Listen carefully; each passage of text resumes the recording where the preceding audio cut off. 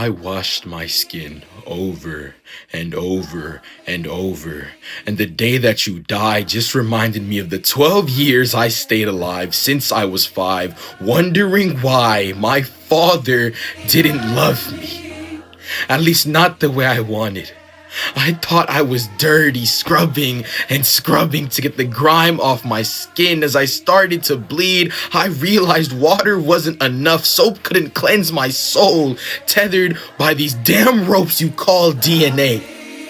I'm so fucking angry at a man who spent the past year trying to love me. I pushed him away.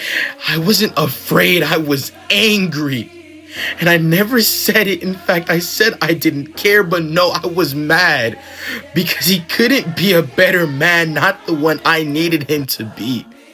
But maybe, just maybe, in the crevice of my heart, I started to think maybe, just maybe, I could forgive and have a brand new start, that one day, despite it all, me and this stranger could put a genuine connection, one not built on a two-way rejection.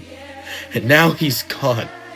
So as I trample on his name, I cry, hoping to avoid the same fate. Cooper, like the roots deep in the dirt. Me, green, the unfortunate plant that was just trying to sprout. Why did he have to come back and remind me of the dick I came out? I was fine.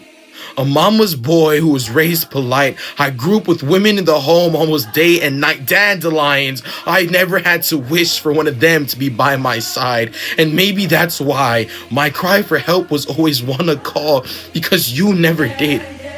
As the years went on, I waited and waited for a happy birthday or a Merry Christmas. But instead I settled and accept the fact that maybe you just didn't miss me.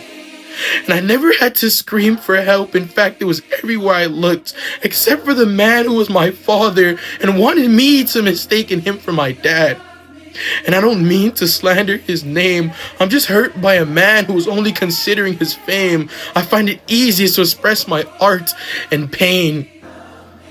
As I look at the other plants that came from that dirt, I see my brothers and sisters who are just trying to avoid getting hurt. As I read the label on the bag, Cooper, I realize this doggish last name, destined to be tied down with pain, tethered to one another. So now every call I make will continue to be a cry of shame, not because I didn't think I was loved, but because I let this man die, not knowing just how fucking angry I really was.